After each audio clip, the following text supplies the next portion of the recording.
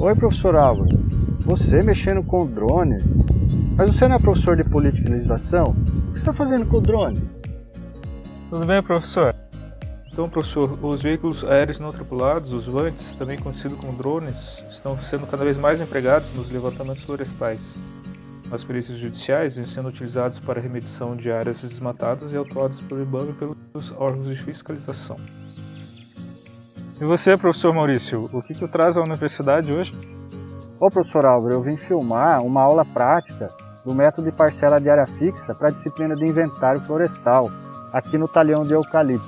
Você não quer vir com a gente? Com certeza. Vamos lá, então.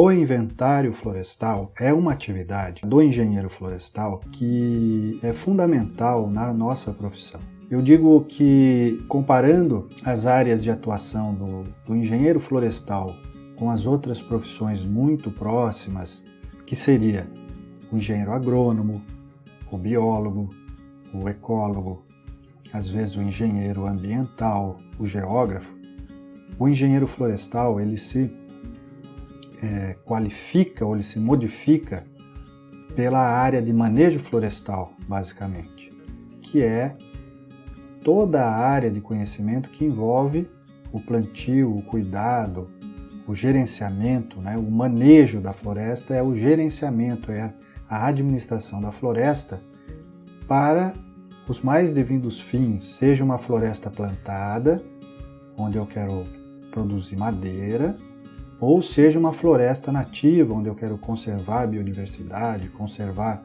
o solo, a água. E todas essas áreas, tanto a floresta nativa quanto a floresta plantada, necessita da atividade do inventário florestal. O que é o inventário? O que é inventariar? Inventariar é fazer um levantamento. Essa atividade é muito comum em outras áreas de atuação. A gente faz inventário de estoque, né, das lojas, a gente faz inventário de bens quando geralmente morre um pai, uma mãe e deixa alguns bens para os seus filhos, é necessário fazer um inventário, um levantamento. Então, na floresta, a gente também tem que fazer um inventário, pensando numa floresta plantada, onde o objetivo é produzir madeira. Então, fazemos esse levantamento para saber qual que é o estoque de madeira, quanto eu tenho de madeira para eu poder cortar e vender a madeira ou usar a madeira. E nesse inventário a gente usa muito a amostragem, né? A teoria de amostragem é uma área da estatística que a gente também usa em várias outras áreas, na economia, principalmente na parte de pesquisa de opinião pública, pesquisa de eleição.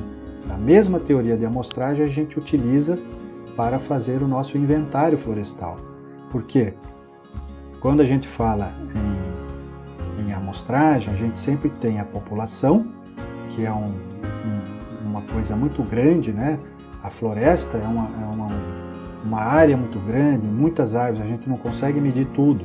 Então a gente tem que fazer somente uma parte da floresta.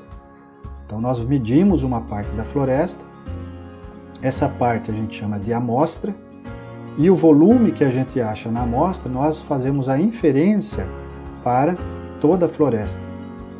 E essa inferência, ela vai com ela um erro de amostragem, que é o nível de incerteza que eu vou ter para falar quanto que tem em toda a floresta, né?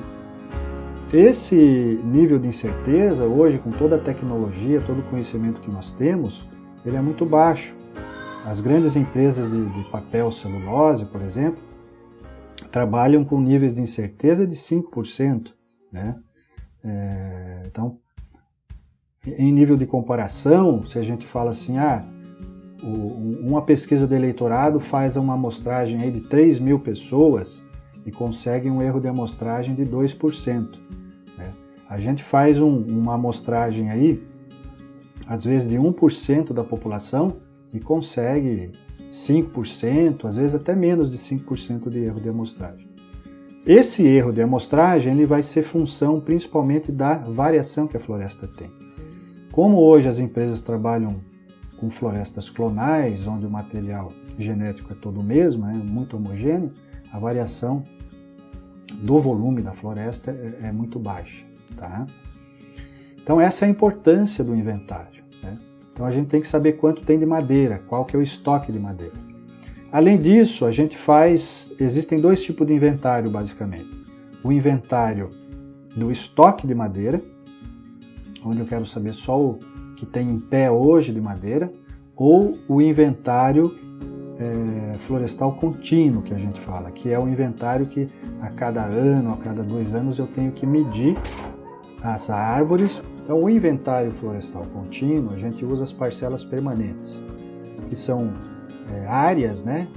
São áreas que a gente cerca na floresta, a gente chama de parcela de área fixa, que é uma unidade amostral, onde vão ter ali cerca de 50, 60 árvores, e nessas 50, 60 árvores nós medimos o diâmetro, a altura, depois fazemos a cubagem para saber qual é a forma da árvore, construir a equação de volume, e assim estimar o volume dessas árvores. A soma do volume das árvores vai me dar o volume da parcela. A parcela é uma unidade amostral, ela não é a amostra. Então a parcela de área fixa permanente, ela deve ser pintada, né? Ela deve ser sinalizada, porque de tempos em tempos eu tenho que voltar na parcela para remedir as árvores, né? Para ter a estimativa do crescimento da floresta. Então a parcela permanente, ela serve para que as empresas saibam quanto que as árvores estão crescendo, quanto que a floresta está ganhando de volume ao longo do tempo. Tá? Existem alguns métodos alternativos que a gente fala que não precisam locar a parcela, porque a locação da parcela gasta muito tempo, né? E também exige um número grande de árvores. Então, os métodos alternativos mais usados que a gente trabalha é o método de Bitterly, né, ou o método de relascopia, ou o método com a probabilidade proporcional ao tamanho. Existe o método de Prodan, né, o método das 6 árvores, onde a unidade amostral é uma parcela circular com 6 árvores, né? E existe o método de Strand, ou o método de linha, que é mais usado na América do Norte, para inventários onde eu só quero o estoque de madeira, né?